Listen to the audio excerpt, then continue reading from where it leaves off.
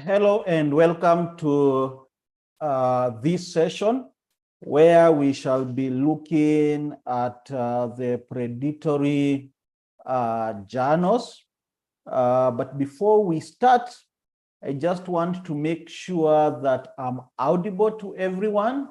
So if you can be able to hear me, kindly raise your hand. If you're able to hear me, raise your hand so that I know that I'm audible. So good. So Peter has been able to confirm that essentially means that I'm audible on your end. We could have at least one more person confirming so that we can get started. One more person, if you can hear me, good. So quite a number of members who are able to confirm that indeed I'm audible on your end. So welcome to African Online School of Applied Research Skill, which is the organization that has arranged or organized for this particular training session. And to be able to find more about us, then you can be able to visit the website, where you'll be able to see quite a lot of information about ourselves. And at the end of this session, then the continuing conversation on predatory journals, that conversation will happen at communities.aosas.com, where you can create your profile, and this video is also going to be placed there, and members can be able to deliberate more on the issues of predatory journals. So welcome to this session. And our training today is on understanding the anatomy of predatory journals for African scholars. So for this particular session, we want to understand on what we mean by predatory journals. And then come next Saturday, we'll be able to see how to detect these predatory journals, or how, when you're given the option to publish, how do you determine whether a journal is predatory or not? So that will be our training for next Saturday. So for this Saturday, we want to understand what they are and what are some of the characteristics of predatory journal. So let's start with this thing we are calling a predatory journal. So what is it? We all know why we need to publish. We all know we publish in a journal so that we have a scientific record of knowledge, so that other people or other scholars can be able to refer to our work, so that we can also be able to refer to other people's work. And as we are reading these journal articles that have been published by others, there is an expectation that there is accuracy of the information that has been presented, for example. There is an expectation that there is quality control in the publication of those articles, so that we can know, we can rely on the information that is being presented in those journal articles.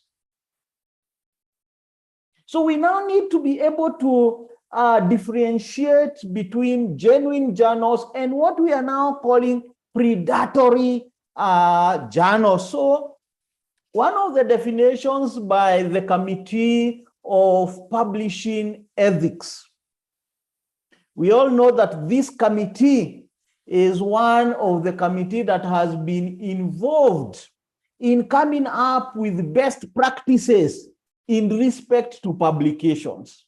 In respect to journal publications, this is one of the committee that sets up the best practices. Okay, and a good journal should always adhere to the standards that have been set by Committee of Publishing Ethics, amongst other bodies. So journals that deceptively publish scholarly content in exchange for profit without any or inadequate quality control measure. So there's an element of deception. And why are they deceiving? Because they are after profit, and we'll be able to understand later on what are these type of deceptions that we are talking about. So we are saying that the characteristics of or the definition of predatory journal is deceptive publishing of scholarly content without, so we are saying that the quality control measures could be completely absent. Some of those quality control measures could be peer review, for example.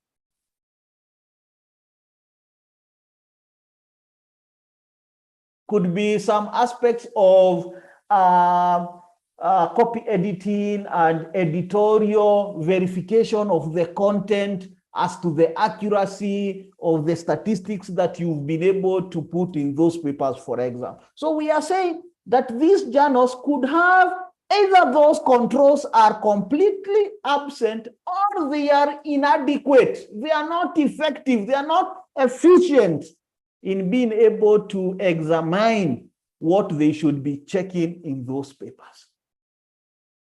The end game of these predatory journals is exchange for profit. That's the end game. And that's why we are saying they are publishing without the adequate control measures, because we know if they are after profit and some of the articles have been rejected, then it denies them the profit that they are after. And that's why we are saying the measures may not be there or they might be inadequate, because the intention is that all the articles are able to go through, and as a result, all the funds in terms of article publishing charges are earned by the journal.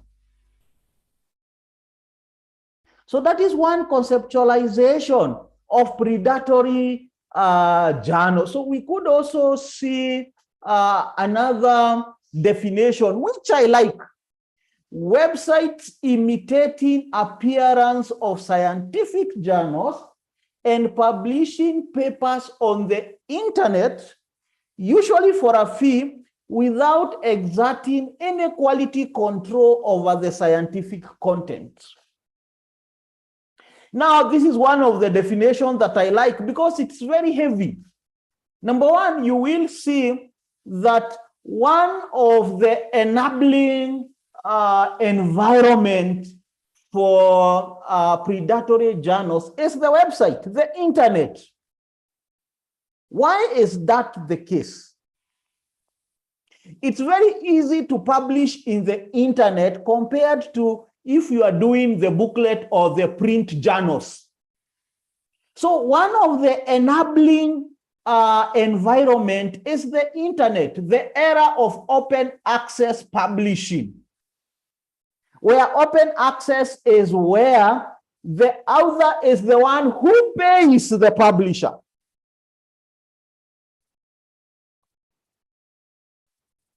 Compared maybe to the subscription, where there is an intention of selling the subscription to the reader. So in the open access model, it is the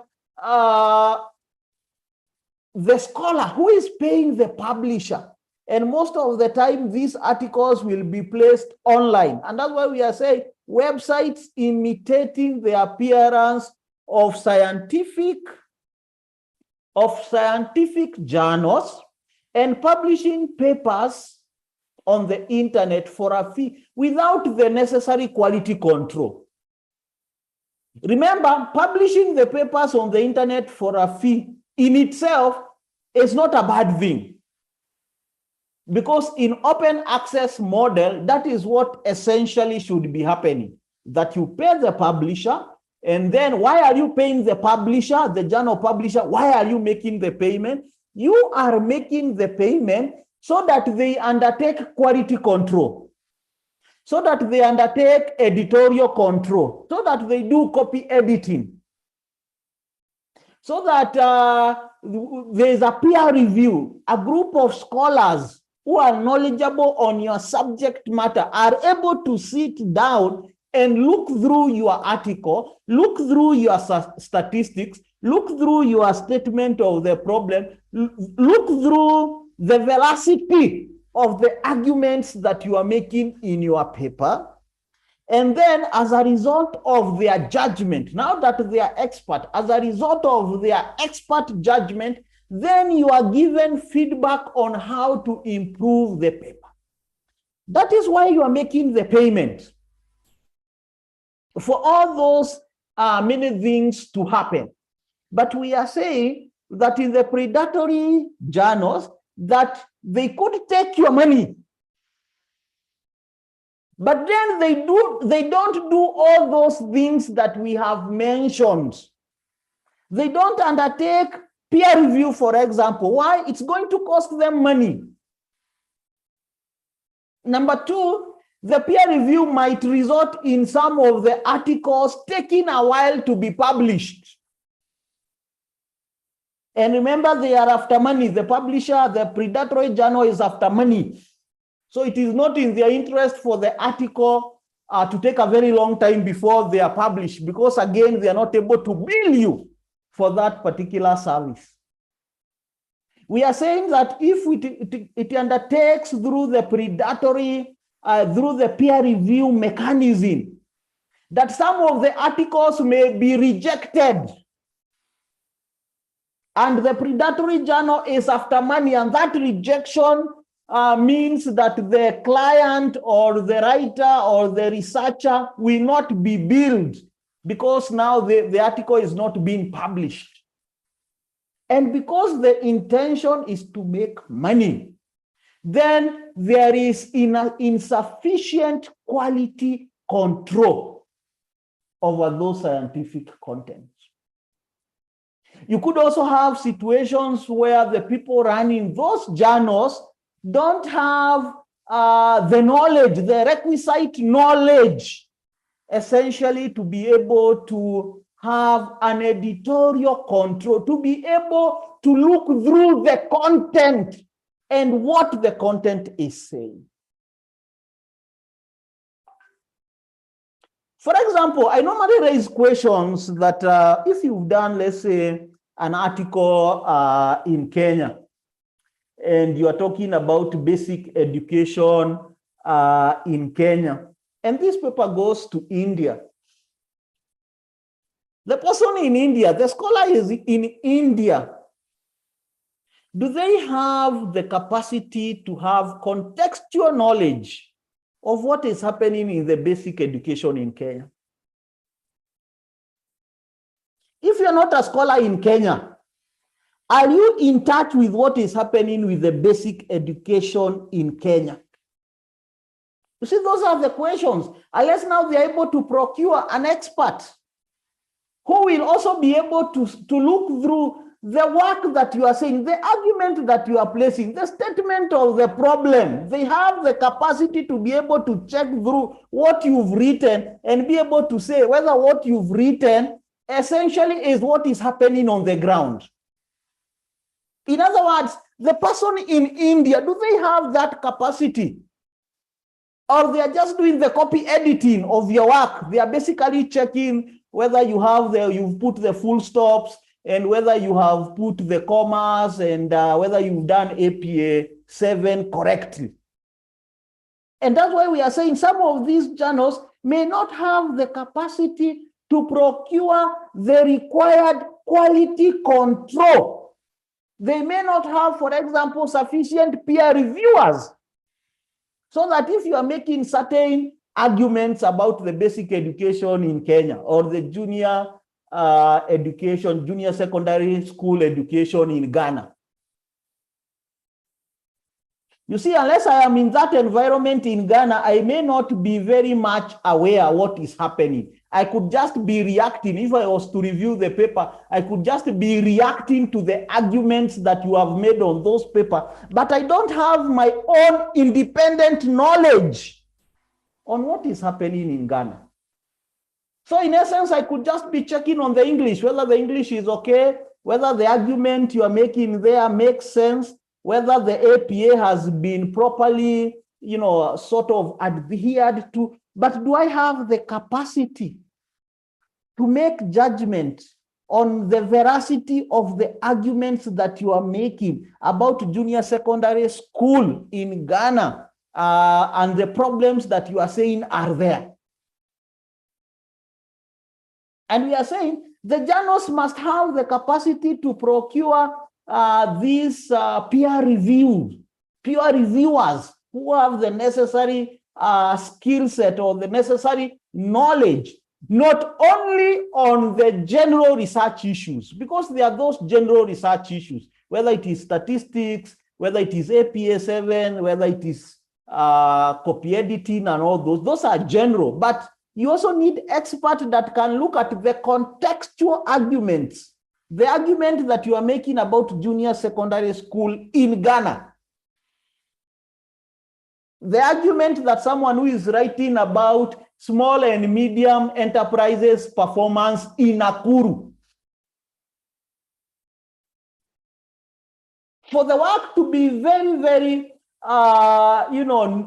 very authoritative on the claims that the paper is making, then you need a peer reviewer who can be able to see the argument that you are making about SMEs in Nakuru. Does it represent what happens in Nakuru? And that's why we are saying these journals might have inadequate quality control measures. Now, let's look in details on the characteristics of predatory journals. What is it that sets them apart from the good journals? Because the opposite of the predatory is the good journals. Remember, we are saying these predatory journals exist primarily to make money. And we are saying these predatory journals thrive in the era of the internet and open access model. Because in the open access model, the publisher could just be interested with picking money for the people who are publishing, and then they don't care what happens thereafter. Compared to the subscription-based journals where they need to curate the information of the content that they publish because they need to interest the universities to make publications, to make subscriptions. Therefore, you might find that in subscription-based journals, there is a higher maybe quality control because in terms of sustainability, in terms of financial sustainability, these journals know they need to sell off subscription. And for you to sell off subscription, it means that the content that you have is quality in nature, compared maybe to the open access journals where some of them may not care what happens to the article once it is published. And that's why you might find some of those journals having very low H index in terms of their impact into the scientific community. So one of the characteristics that we are saying, pursuit of commercial interest at expense of scholarly quality controls. Making a payment to the journal in itself is not a challenge. There's nothing wrong with that because at the end of the day, they have bills to meet. The issue is, as you've made that payment, are they able to do the quality controls? That's where the issue is. The problem is not that you have made a payment. The issue is after you've made the payment, are they able now to do what they require to do, which is the quality control mechanism? Are they able, for example, to do the peer review? Are they able to do the copy editing? Those are the things that we are asking. And we are saying, if the commercial interest override the scholarly quality control, then that is a predatory journal. And one of the issues we've said there is lack of or inadequate peer review. Let's understand what we mean by this peer review so that we understand why it is important to have this peer review. We are saying that you could have written your articles and there are those arguments that you have made in that paper. There are those assertions that you have made in that paper. There are those statistics that you have relied on as you present your line of argument, as you present the thrust of your argument.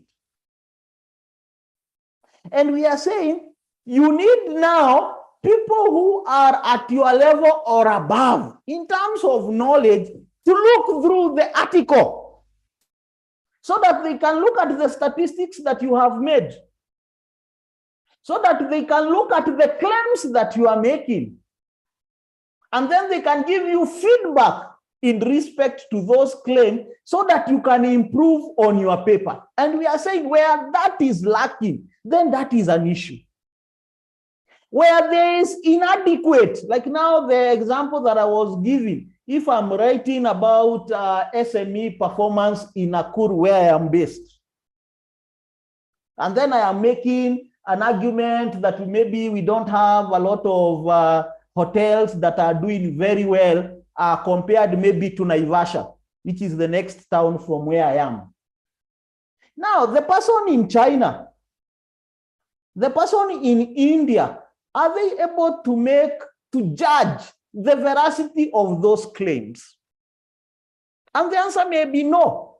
So while they can be able to check on whether I have done very good APA7, they can be able to check whether my p-values and the statistics are adding up, they can be able to do that. But in respect to the core argument about the contextual information about Nakuru, do they have the knowledge about the same so that they can be able to make a judgment as to whether the claims I am making the veracity of those claims? And that's where the issue of inadequate peer review comes in, meaning that certain aspects of your paper have been examined.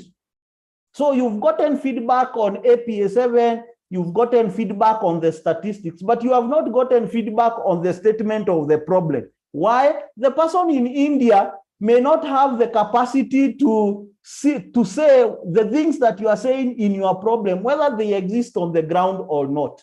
The much they can do is to check the English, maybe to check whether generally it looks academic in nature, but as to the veracity of those claims, then you might need someone who has been to Kenya or who is a Kenyan and is knowledgeable about the SME sector or the SME environment within the Kenyan context. So we are saying also inadequate peer review, where some aspects of peer review have been done, but then they are not adequate in nature. We also have deviation from best practices in editorial and publication practices. Remember, we have the Committee of Publishing Ethics, and there are certain best practices that they have come up with,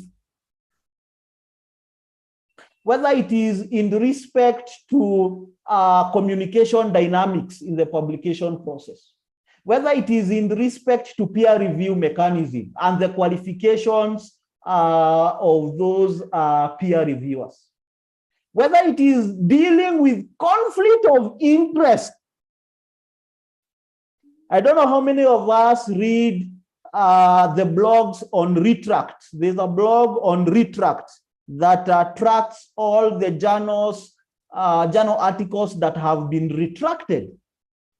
And you will realize that one of the major recurring challenges, especially with papers in public health and in those scientific sector is that there is a lot of conflict of interest with the peer reviewers, where you take your article to be peer reviewed, and the peer reviewer, where you take your article to be published, and some of the peer reviewers in the publication ecosystem are able to plagiarize your work. So you've taken it to journal A, and you realize suddenly there's someone else who has published almost similar content to what you had given in your draft article. Conflict of interest.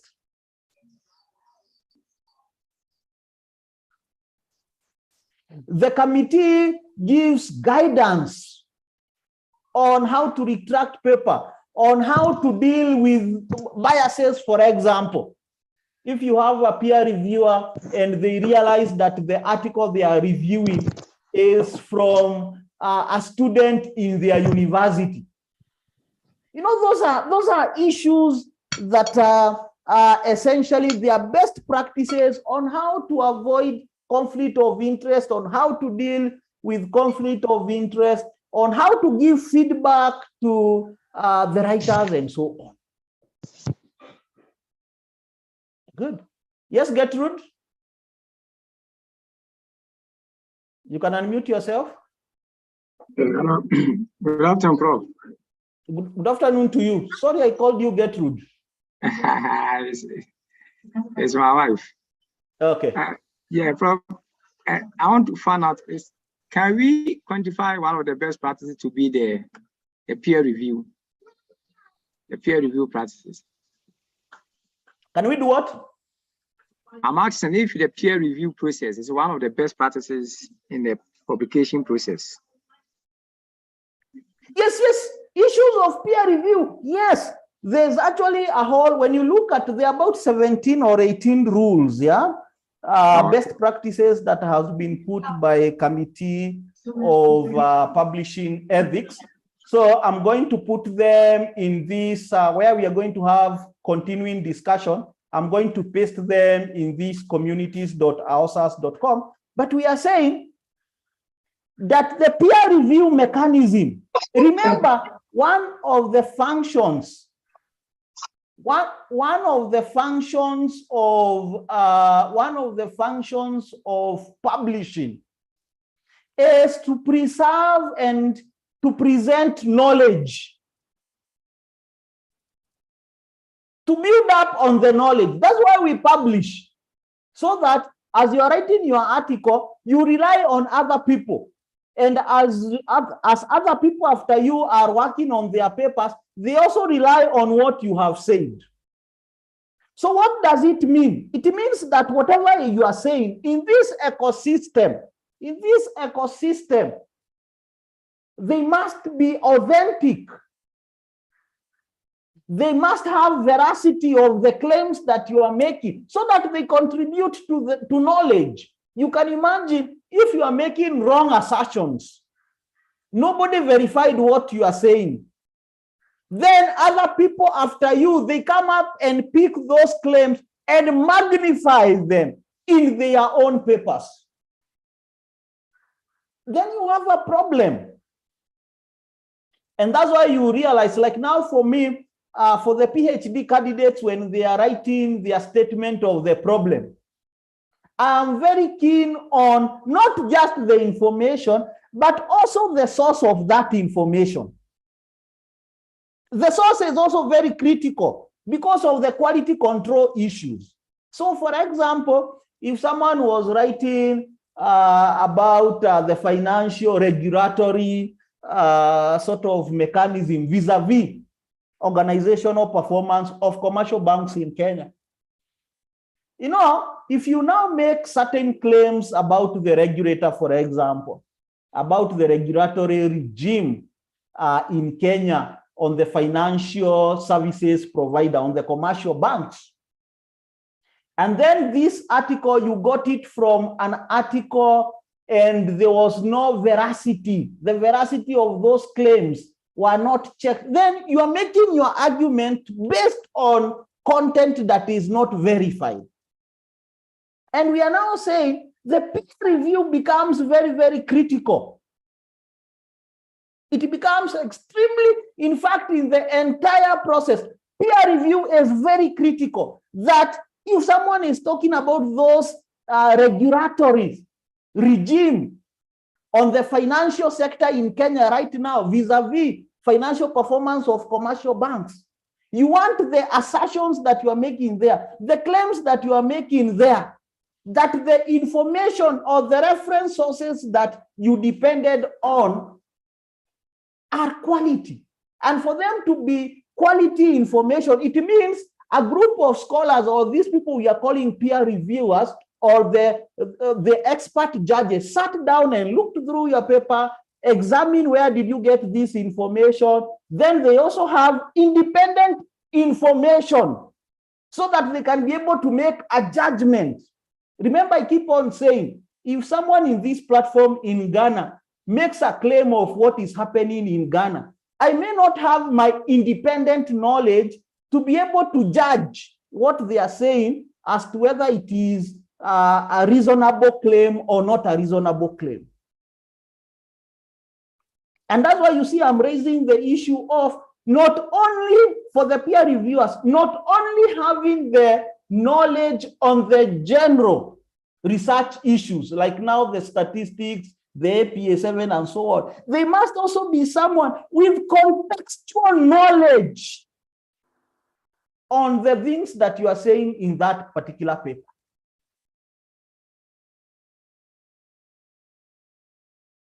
Okay. The other challenge is a situation of inadequate control measures in article acceptance. There is a reason why certain journals are trusted. Because before they accept the paper, they have done a lot of quality control. Some of them will even ask you for the data. Because remember, in this era of R as a programming software for the statistics, sometimes people sit down and tree and they have come up with the data. So if you just look at the statistics there without looking at where is the raw data. For those of you who read the Retract blog, there's that blog that I keep on referring to. You will realize that a lot of paper are being retracted because there is fabricated data. For those of you who are doing experiment, you know the ability to replicate the experiments that you are doing is very critical. Some of those papers, after a while, people are not able to replicate the things that you have said in your experiment. And then people go back to the paper itself and they realize that the journal did not make any attempt to get the raw data so that they see whether this information you have presented in your paper corresponds to the raw data. How was this raw data collected, for example? Because it is easy to write content that looks scholarly-like. But what is the veracity of those claims that are in those papers? That is the critical issues. And that's why we say inadequate peer review. These are where people are able to publish papers that look scholarly-like. Everything is okay. The paragraphs are okay. The APA7 is okay. The language is okay. The statistics, the p-value are adding up. It is scholarly. It looks scholarly-like, well formatted, and so on. But are the veracity of the argument, have they been checked so that the paper has not just been merely copy-edited, so that it is visually appealing and all the paragraphs and the commas are okay, and the APA7 is okay, and the formatting is okay? You see, now that is copy editing. So there's need for that veracity of the claims that you are making.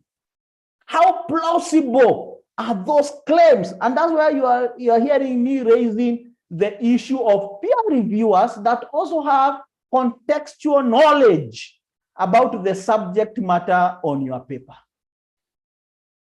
Deceptive charging processes and practices We are saying that is another characteristic of predatory journals. And you might be wondering, where do this deception come from?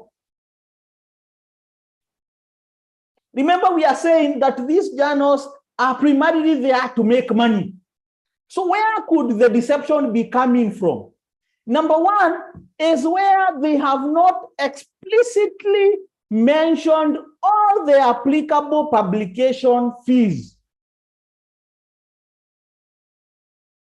It means that, for example, you might find a journal saying we publish at 75 USD. So you make preparation for 75 USD. But then later on, there are more charges that you are being asked. You are being told now, apart from this 75 USD, maybe you need another $20 for copy editing. Maybe you need another so much for another process. And these processes now are made mandatory. So it means that there were charges that you are not informed from the start.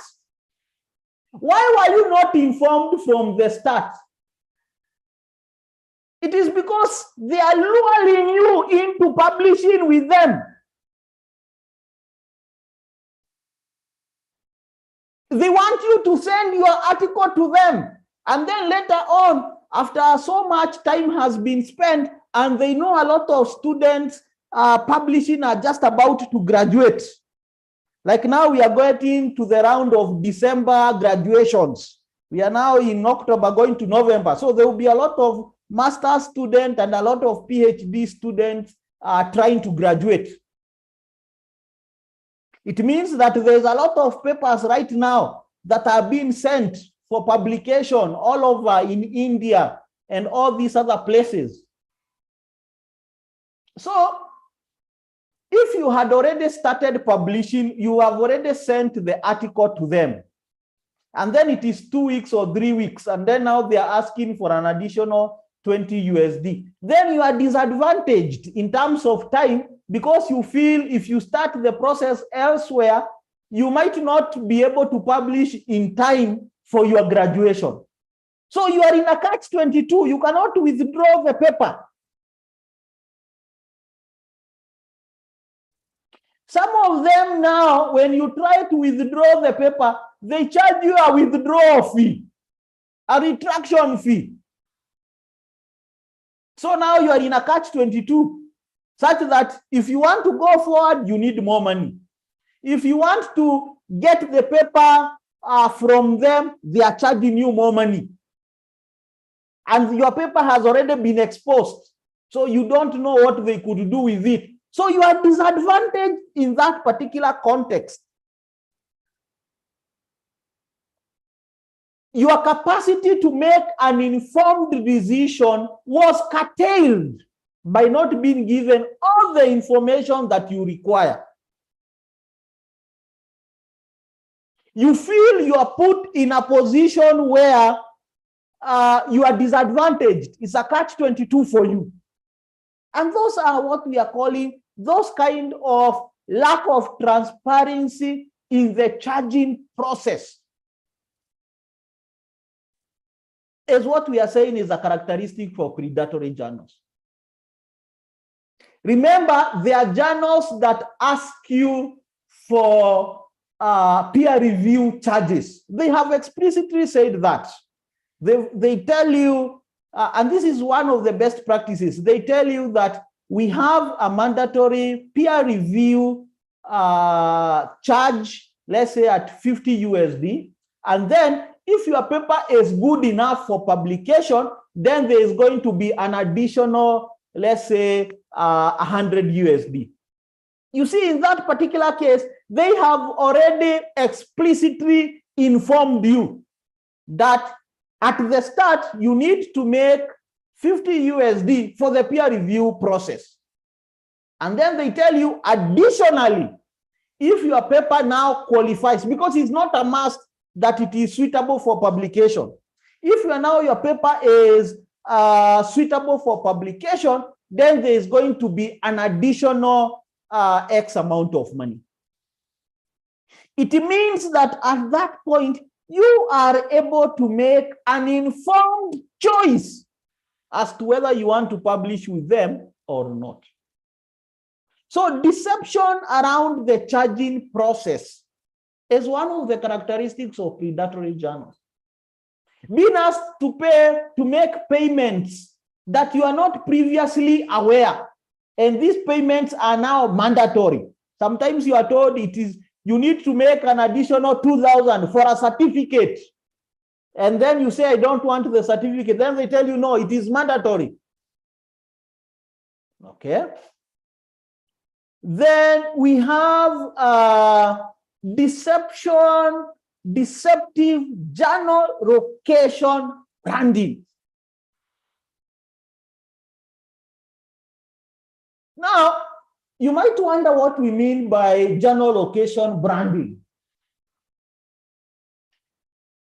If you find an article or a journal that has branded itself, European Journal of Business Management and social sciences, or American Journal, or Oxford Journal of something. You see, the moment it has branded itself European Journal of something, it has put certain expectations in you that the journal is published in Europe. That's why it is European Journal of Business Management, for example.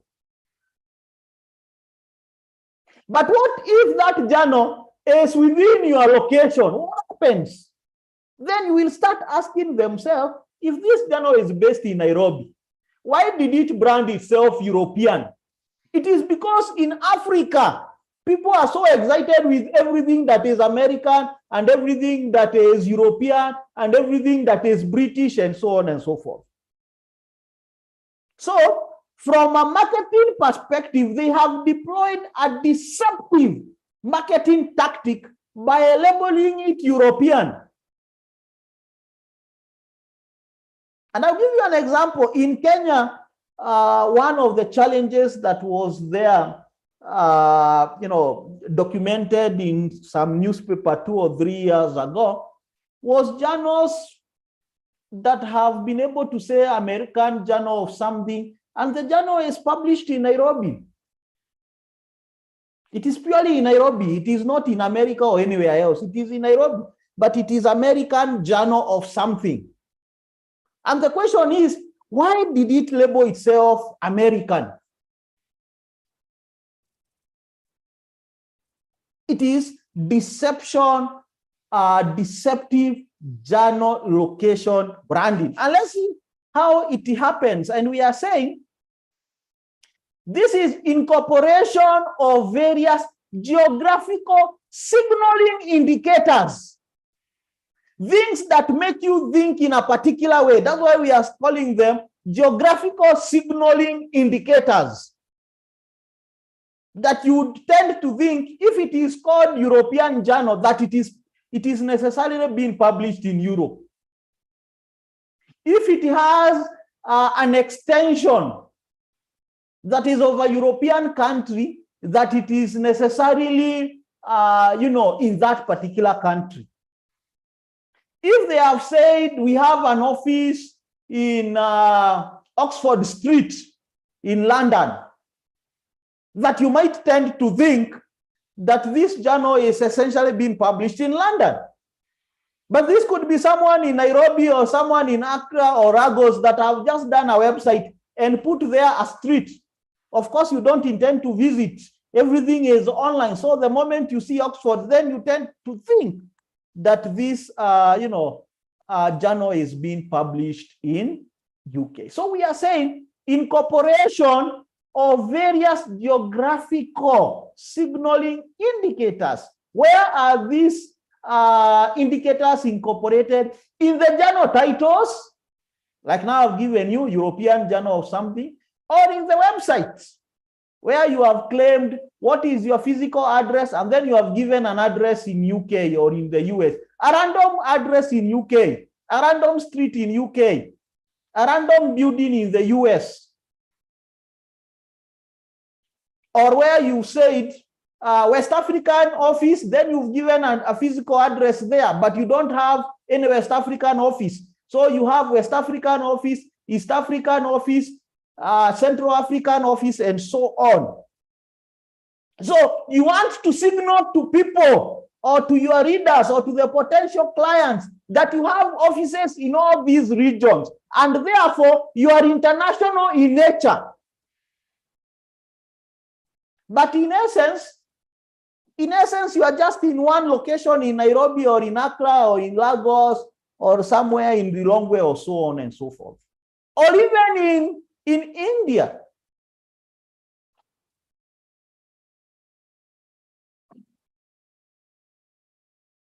And we've said the examples are incorporation of a developed country's name in the title, where that name is misleading. Someone is in Nairobi, someone is in Accra. The journal operates from Nairobi or Accra, but it is labeled American or European Journal of Finance. So that is misleading. It is a deceptive journal location branding. Developed continent's name. Of course, Africans are or developing world are very excited with anything American and everything European. So from a branding perspective, a journal in Nairobi could call itself European Journal of Marketing or European Journal of Business or European Journal of Finance and so on and so forth. Incorporation of streets, prominent streets, and even prestigious universities, Oxford Journal of Marketing, for example. So we are saying these are deceptive journal location branding. They mislead you as to the location of the journal. And most of the time, this misleading is that they want to incorporate indicators of things that are out there, of countries' names that are in developed world, of streets in developed world. Nobody is saying Kenyatta Avenue Journal of Marketing. No, it is Oxford Street. It is Oxford Street because there is an element or there is a perception that it is prestigious to be in that particular street. I don't know whether it exists, but those are some of the dynamics that we are indicating. Other misleading location branding tactics is use of foreign countries' domain extension. Like now, if you have friends in the UK or in the US, they buy for you the domain. But you are just around in Africa, you are in Lagos, you are in Accra, you are in Nairobi. But you have a journal with .co.uk. But when we look through the journal articles that you have published or the publication history, we realize all the papers are from the local universities. And then we ask, how come this journal has .co.uk and all the papers are Kenyan, for example? Then there is a challenge there. There is a disconnect. The same case when you have European Journal of Business, but when you look at the publication history, you are seeing the Kenyan or the Accra, there's a Kamau, there's Joroge, there's Otieno, all the Kenyan names, for example, but it is a European Journal of Business. Then the question that arises, is it that this journal in UK or in Sweden or wherever has such a good market in Kenya or in Accra, that's why all the papers are African? Or is it a journal in Nairobi?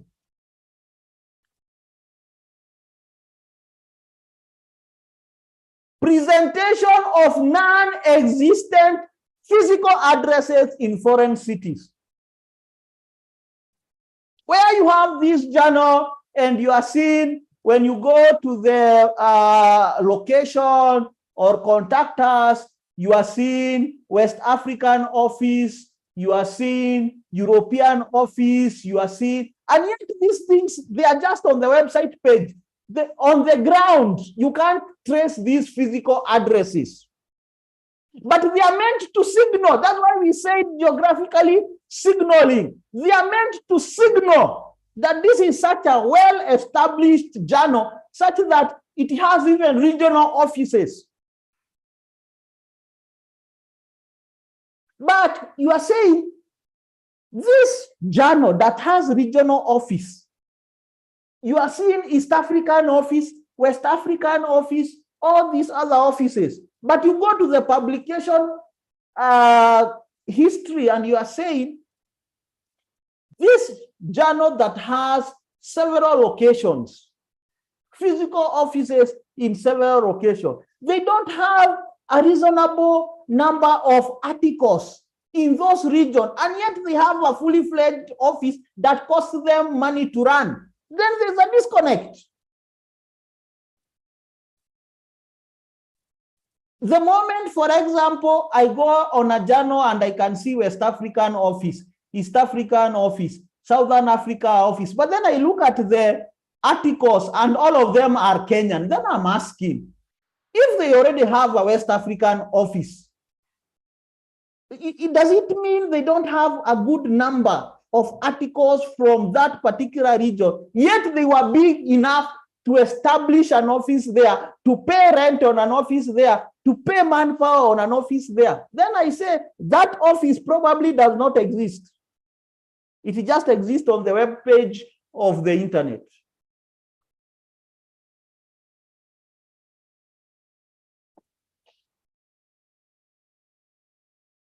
And we've said that it is non-existent physical addresses, or non-existent multiple office addresses in diverse regions.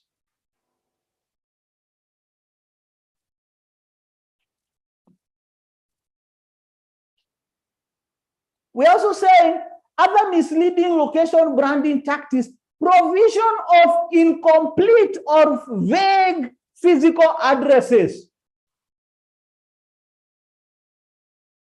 And you will realize when you look at those offices, East African office, West African office, when you look at the address, most of the time, it is just a street name, Kenyatta Avenue. But if we say Kenyatta Avenue, that's a whole huge area. Like now where I am based in Nakuru, if you talk about Kenyatta Avenue, you are talking about a stretch of a road that is about maybe 200 to 300 meters long.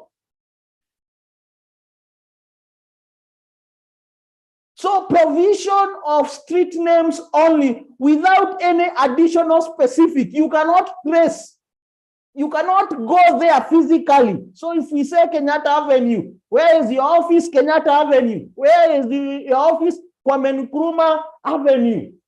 Where is the office Julius Nyerere Avenue? That's a vague physical address. You cannot physically go where that particular journal's office is. Mentioning building only without any additional specifics. It is possible for someone to Google for buildings, prominent buildings in Ghana, or high-rise building in Ghana, or the best office blocks in Ghana, in Nigeria, and wherever, and you put them on a website. That is possible for someone to do that. Or the websites of the buildings in UK and the US and so on. So the building that these people or journals are able to put, they are buildings that exist, but they don't give you the specific, which floor, which room. So these are things that are purely to signal to you, but they are misleading in terms of they don't exist on the ground. Then another characteristic is deceptive editorial board practices. Remember, when you look at Committee of Publishing Ethics, there are those traits or those requirements of an editorial board. Okay? So what are these deceptive editorial board practices? We are saying inadequate stroke misleading editorial board details. So for example, full names, qualifications, or institutional affiliations.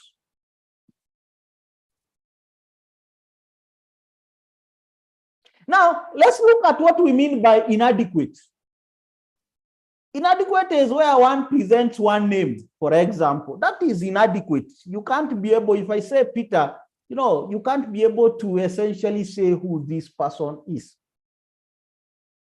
But more critically, where the issue of misleading comes in is where some of the journals are able to pick up prominent scholars and put them as their editorial board without an explicit authority from those people.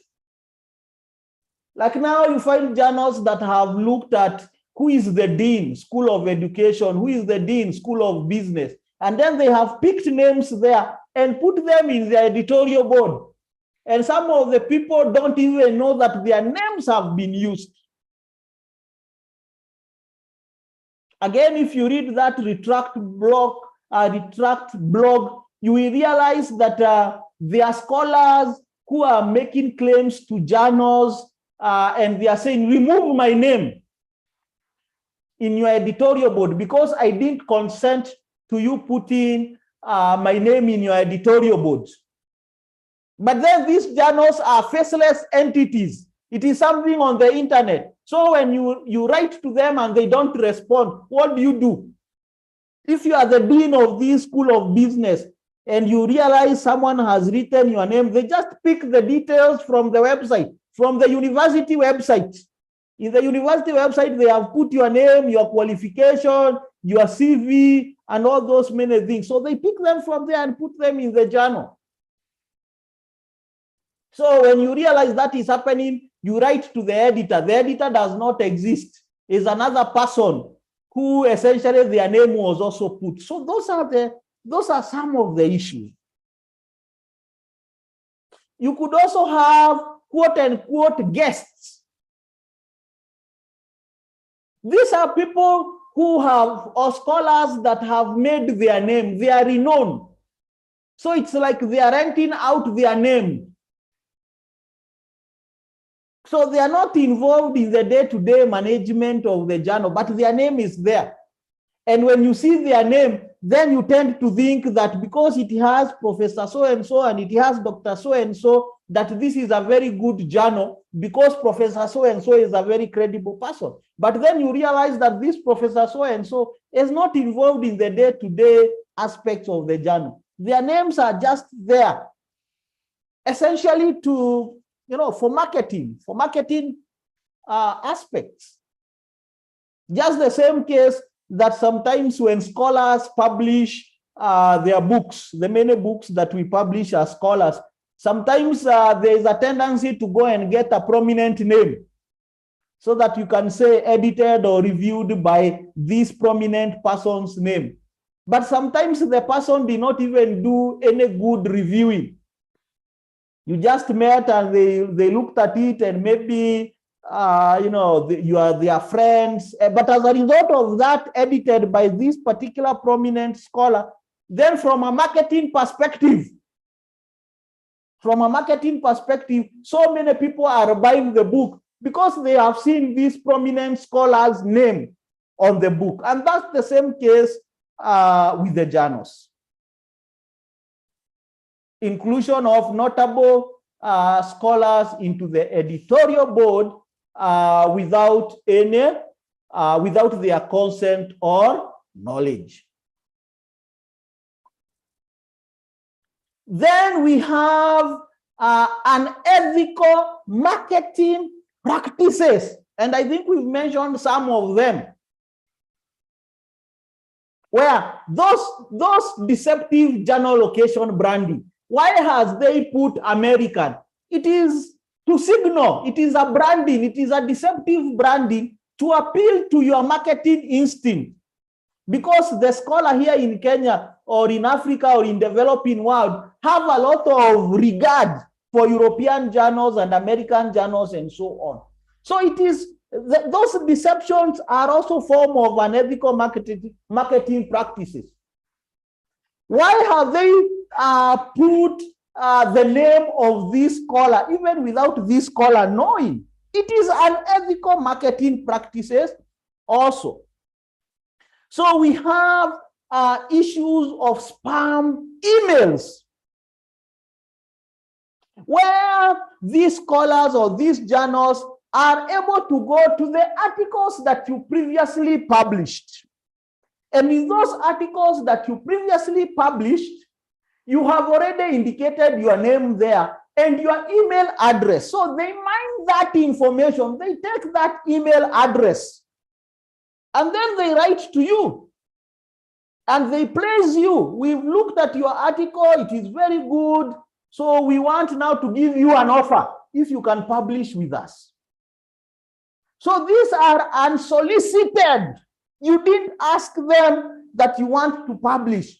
So they are just sending them randomly, and they send them in their thousands with the hope that someone will be able to respond. Promises of ambitious timelines. Remember, we are saying that these journals are after money. So right now, they know, for example, there's a lot of students trying to graduate in December, whether at master's level or at PhD level. There's a lot of students trying to graduate. These students are in a hurry because they don't want to miss the December graduation. If they miss the December graduation, then it means it is up to December 2023 for those universities with one graduation. So what does it mean? Because they are in a hurry to publish. These journals have known that the client who will publish with them is in a hurry to publish so that they don't miss the graduation. So they promise you ambitious timelines. Promise of guaranteed article publication. Remember, we said one of the challenges is inadequate control over the publication rates or the acceptance rates of the journal. So the guaranteed article publication is where no journal is ever rejected, irrespective of what you say. The article will be published because, remember, their business model is simply you pay, they put it online. Whether anybody reads or doesn't read, some of them don't care. The predatory journals don't care. They've already made their money.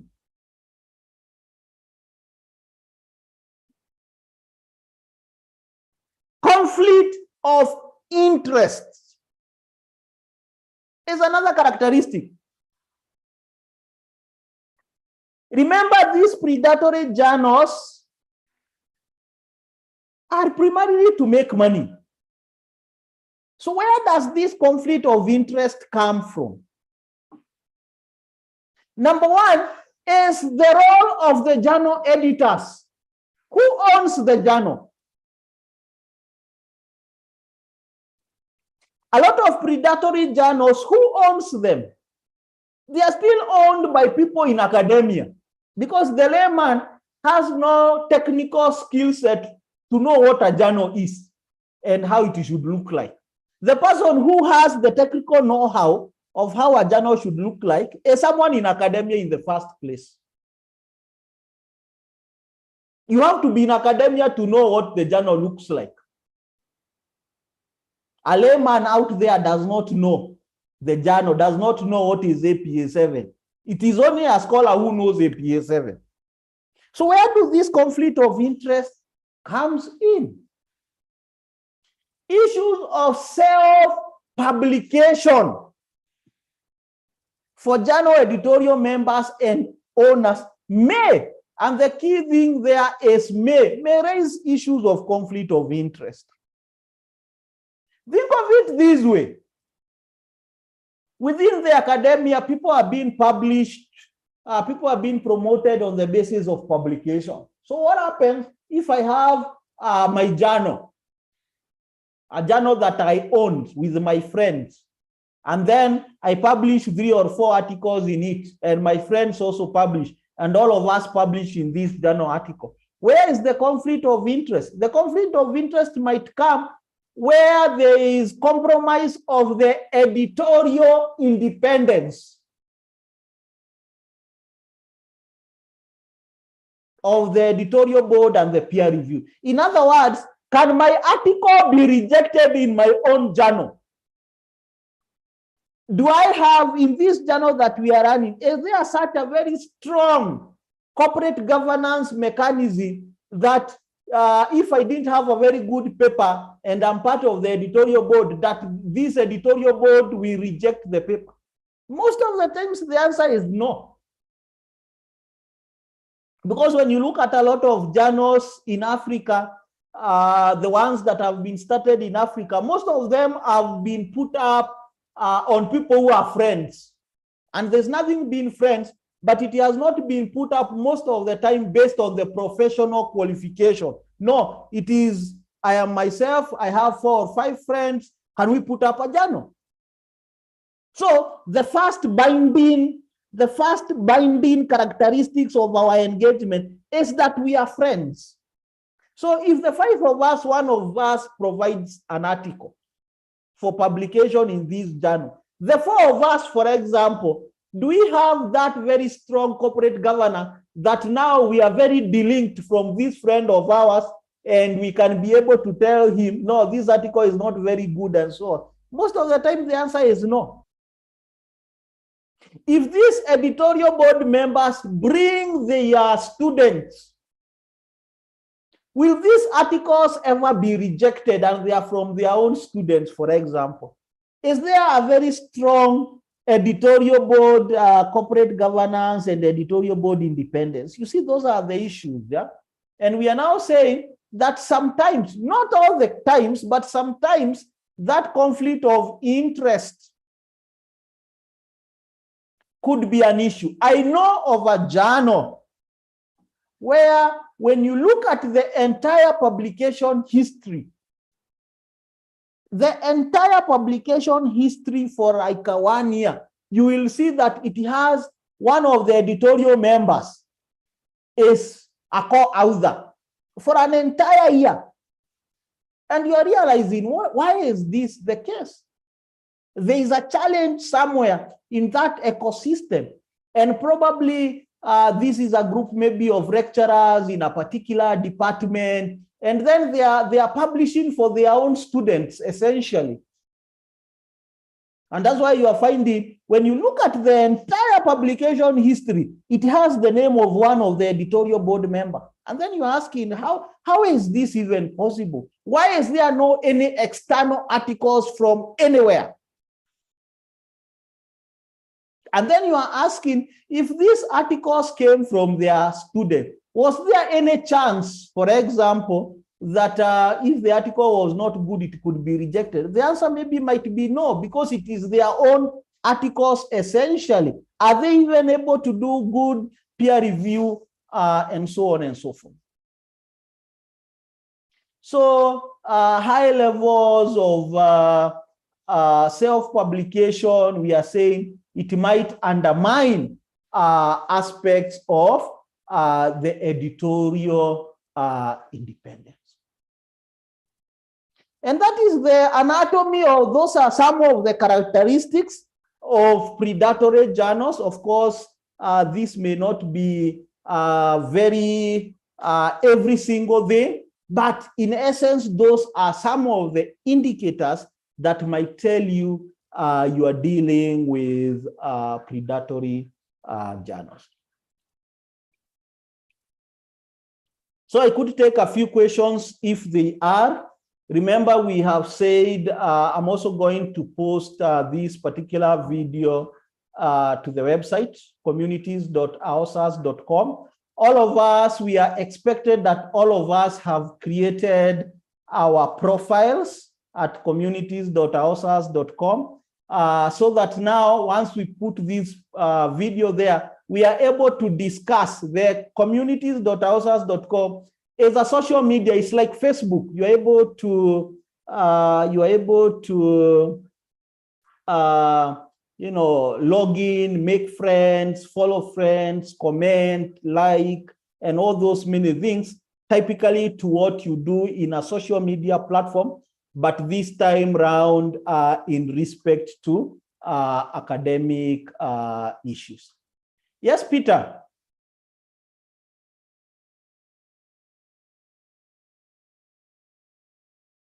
Hello, Peter. Thank you, Prof, for the presentation. My question is this: Is there a list of predatory journals, and how often is the list updated? Thank you. Good. Thank you for that. Thank you for. Thank you, Prof, for the presentation. My question is this: Is there a list of predatory journals, and how often is the list updated? Thank you. So, thank you for that. Thank you for that.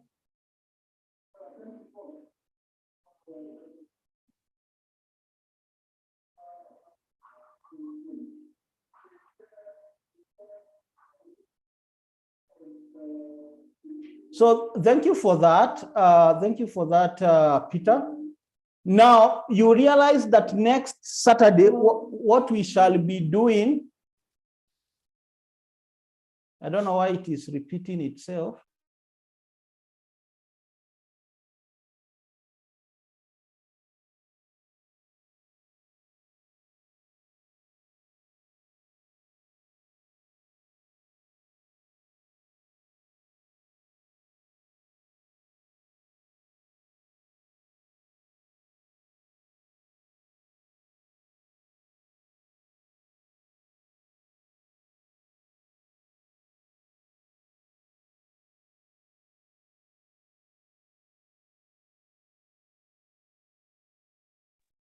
Sorry for that mishap. I think I have realized what the challenge is.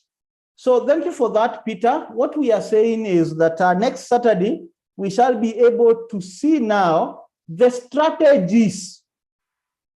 Now, we've understood what predatory journals are. We now know what the predatory journals are. So next Saturday,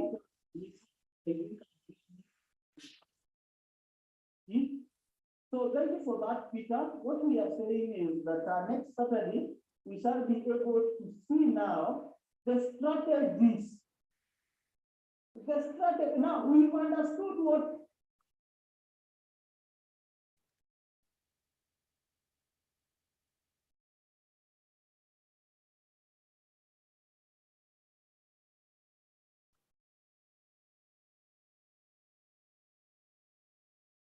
So sorry for that. I think we've ran into challenges with YouTube.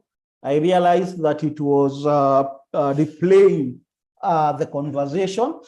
So thank you, Peter, for that particular question on the issues of a list. Yes, there is a list, and those are some of the things that we shall be able to discuss next Saturdays on some of the strategies essentially for detecting predatory journals. Now, you will realize that there is no foolproof means of detecting predatory journals. Yes, there is a list. The efficacy or how soon it is updated, that is another issue. Remember, also the people, the journals also in predatory business, some of them are very mega players, okay?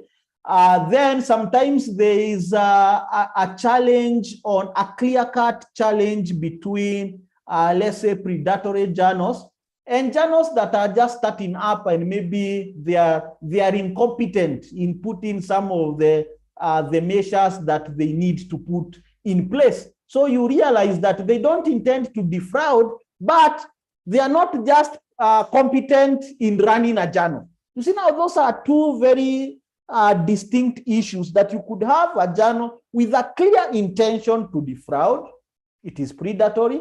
And you could also have a journal that essentially is starting up and the people running it don't have the competence. So they are inefficient in some of the processes. Therefore, it is just a journal that is not very good, but it doesn't necessarily mean it is predatory.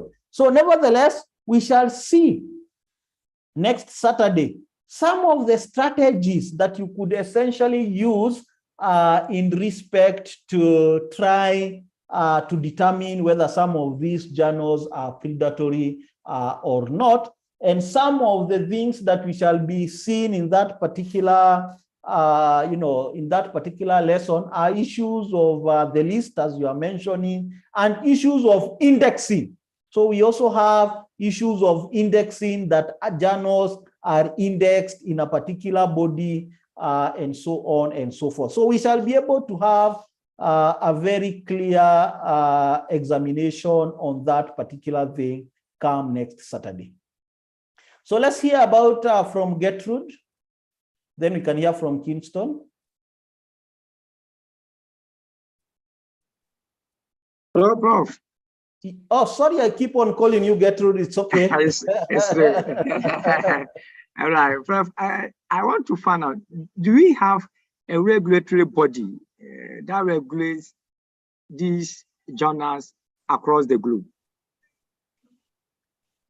Now, what has happened is, remember, we are saying everybody can come up with a journal because it's just a website that people have put online. Yeah. Now, certain countries at the country level have tried to come with regulations. Like now, Okay. an example of Kenya, where I'm based. So Kenya right now, we have a body called National Science and Technology Innovation, NACOSTI, National Science, I forget the entire name, but that particular body is in charge of undertaking research in Kenya. And they have tried, there is a draft regulations where they are trying to come up with a regulation that says for you to publish in Kenya, this is for you to establish a journal in Kenya, this is the criteria you need to meet. Okay. So I know Kenya, so it is still in draft stage, so it has not yet been passed, but it is there.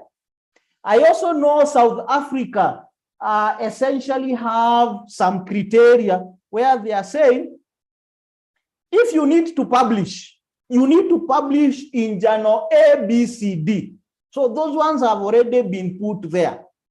I know also in certain, I think in certain universities in India, because the majority of predatory journals are in India and the other Asian countries.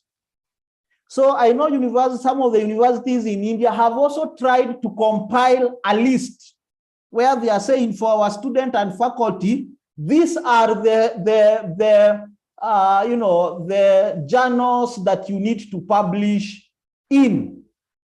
I also know local, some of the universities here in Kenya, there are specific, journals that they want you to publish in, or journals that have been indexed by specific, sort of bodies. But as to whether we have one unified regulation across the globe, that one for now, I would not say that I'm aware of any, but I know there are country level efforts that are trying to come up with some sort of regulations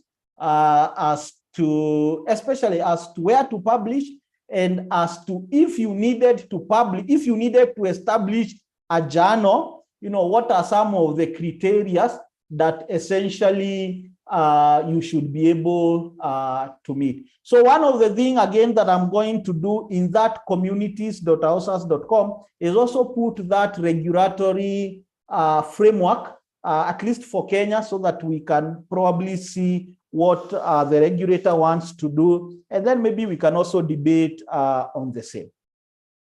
Okay. Yes, Kingston?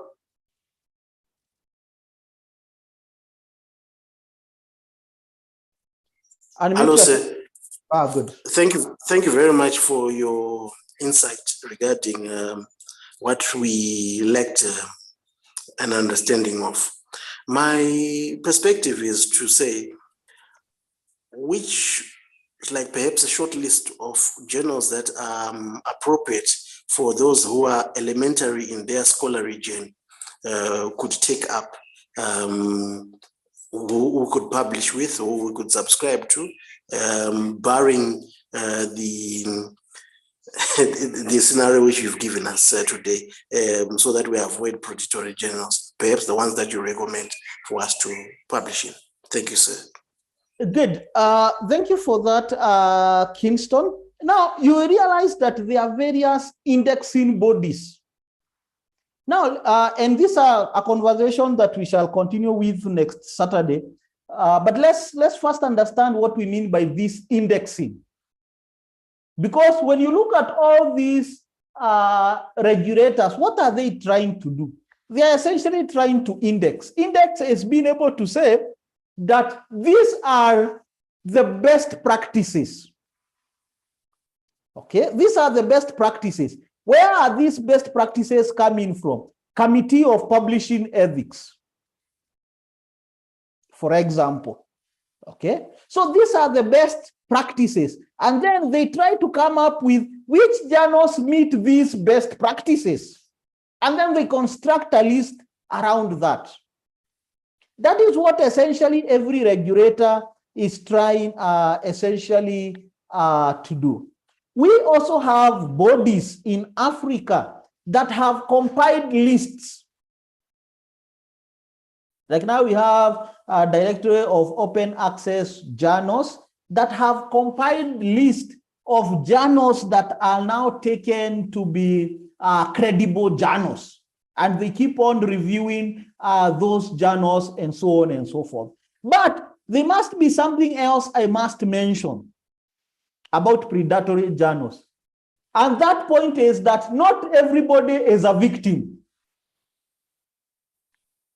You see, not everybody is a victim. There are people who are publishing in predatory journals because they know when they go to this indexing body and they get the journals there, the journals are going to take a very long time, essentially, before they publish. And these people are in a hurry to publish so that they graduate. So not everybody is a victim of predatory journal. Some of the people have gone there willingly. They already know these are predatory, but they are in a rush, essentially, to graduate. Sometimes some of the universities, the promotion are coming up, and they are saying you must have certain numbers of publications. So it is a double-edged sword that we have victims, people who did not know that they are publishing in predatory journals, but we also have people who are not victims. They are in a rush to do other things. So for them, they are interested with, am I able to publish and present in the university? And because the university maybe does not check so much, then it goes through. But nevertheless, we shall be able to look through some of those dynamics on how you could be able to detect whether the journal is predatory or not. Remember, the journals that are already indexed, there's not much challenge there because it's just a matter of checking whether the journal is there in that particular indexing body. So that does not present a challenge. The challenge is the other millions of journals that are not indexed in any of these indexing bodies. That's where the challenge is, and you will realize that a lot of places where the masters and the PhD student are publishing are essentially in not those indexed bodies, indexed journals. Because those indexed journals, some of them you take a year, some of them you take 6 months, some of them you take even more than a year. And the master student are not willing to wait for that kind of time. And for some of the university, the established scholars sometimes also rely on the master student to publish and the PhD students to publish, and then they amend their name there as a co-author. So a lot of students, because of the hurry, then they don't go to those indexed journals because of the timelines that could be involved, sometimes because of the money that could be involved, sometimes because of also the acceptance rate. Some of those journals are very choosy. They want maybe world-class research, and sometimes the research that is done sometimes in these universities is merely replicating. A study was done in country A, I can do it in country B, or it was done in town X, and I can do the same in town Y, and there's nothing really much that is new in those research other than it is a different town, for example. And when they go to some of these indexed bodies, they read through and they ask, so what's new? So the acceptance rate again becomes very low, and that sometimes presents a challenge for students who are in a hurry to publish. Good. So for me, it is to thank each one of you for being there for the last 1 hour or so as we were checking through this particular debate. So all of us, we are requested, we log in at communities.aosas.com. Create your profile there. I'm going to post this video there. You are able to put your comments, your feedback, also to tell us your experiences. We want to be a community that talks to each other. There's no monopoly of knowledge. Each one of us has something to contribute. You put your concerns there, and collectively we become better. So let all of us create our profiles there. Then next Saturday at the same time, let's now come and see if we are saying one of the characteristics is false journal, journal location branding. So how do you determine, if you are seeing European Journal of Business, how do you determine whether it is already being published in Europe or it is just in Nairobi or Accra or wherever? So those are some of the things that we shall be examining within the course of next Saturday. So from me is to wish each one of you the very best and to enjoy the rest of your afternoon. So bye, and let's meet on communities.aosas.com, and let's meet also next week as we deliberate more on the same.